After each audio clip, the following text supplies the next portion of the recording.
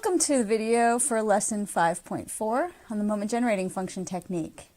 In this video, we'll learn an important use for moment generating functions. In particular, the moment generating function technique is extremely useful for finding the distribution of a sum of independent random variables. We'll start by reviewing moment generating functions. For a random variable x, the moment generating function is given by the expected value of e raised to the t x power if there exists a positive number h such that this expected value exists in a finite neighborhood between negative h and positive h, so around 0.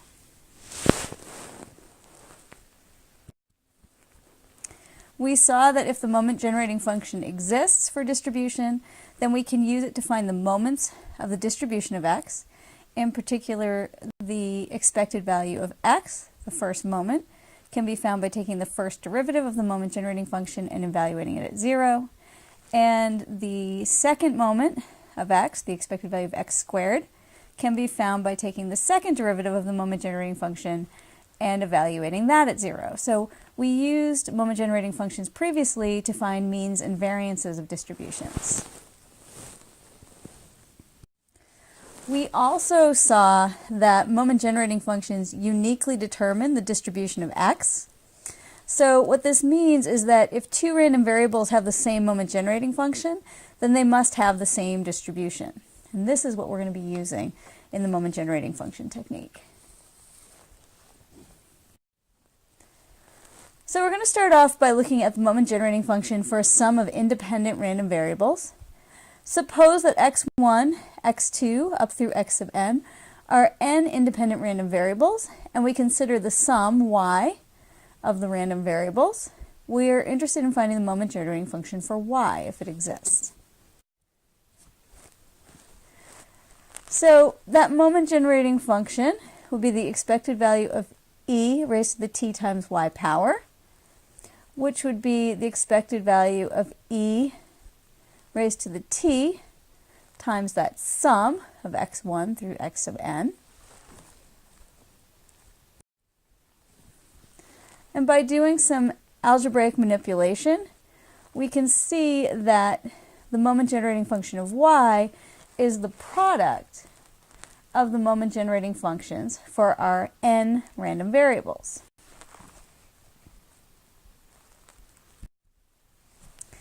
So just to summarize again, the moment generating function for a sum of independent random variables is the product of the moment generating functions for the individual random variables, assuming those moment generating functions exist.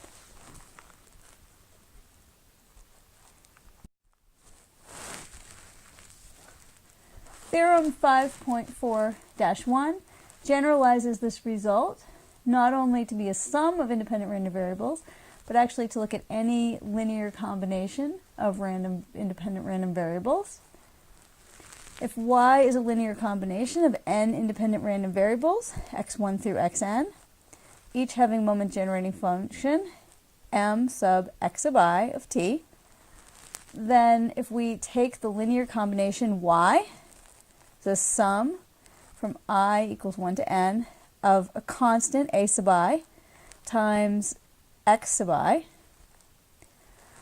then the moment generating function of that linear combination is equal to the product of the moment generating function of each of the random variables evaluated at the constant a sub I times t.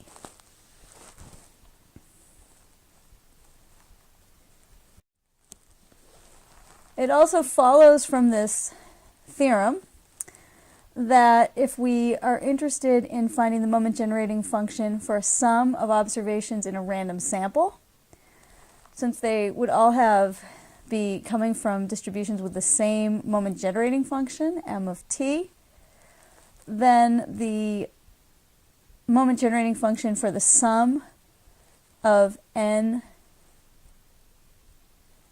observations taken from a random sample of size n is going to be equal to the moment generating function for the distribution raised to the nth power.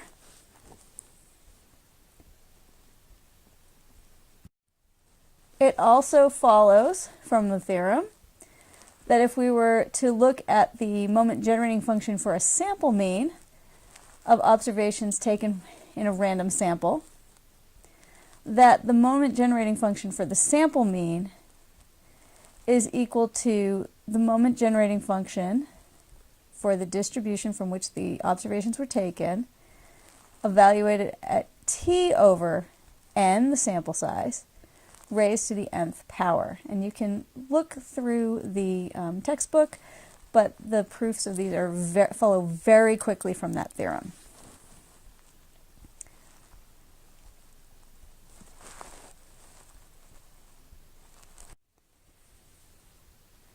We can use these results to show some important properties of many distributions. We'll see a couple of examples, and there'll be many more in the exercises. First example, suppose x1, x2, and x3 are observations from a random sample of size n equals 3 taken from an exponential distribution with mean theta.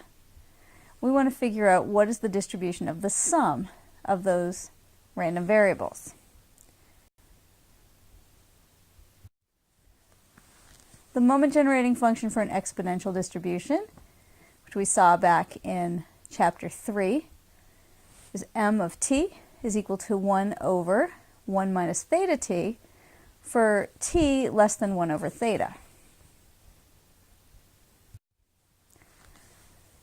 Using our theorem, the moment generating function of y is equal to 1 over 1 minus theta raised to the t, theta times t, all raised to the third power, and that's just we're taking the moment generating function and cubing it because we have 3 observations, which we can rewrite as 1 minus theta t raised to the negative third power for t less than 3 over theta.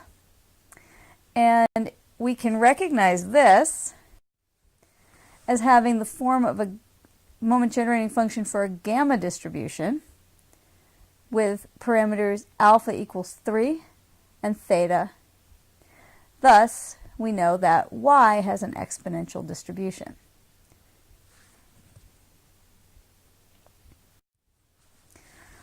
Next, I'm going to work through question 5.4-2 in the exercises in the textbook. I encourage you to try that exercise first, stop the video, and then come back after you've tried it.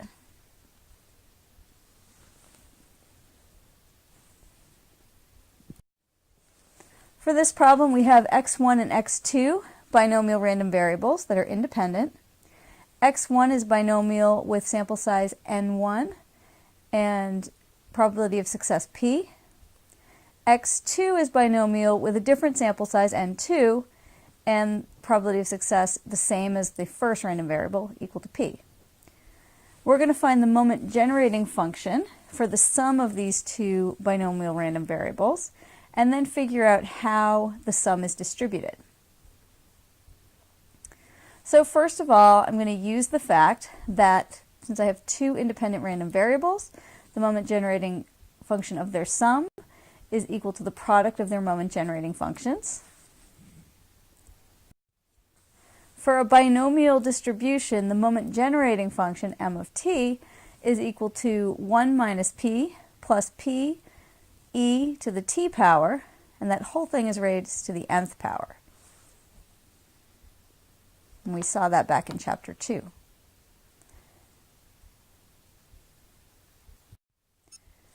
So now if I multiply the moment generating functions for my 2 different binomial distributions and do a little bit of algebra, I can recognize that the moment generating function for y is a moment generating function for a binomial distribution that has n equal to n1 plus n2 and probability of success p. So y has a binomial distribution.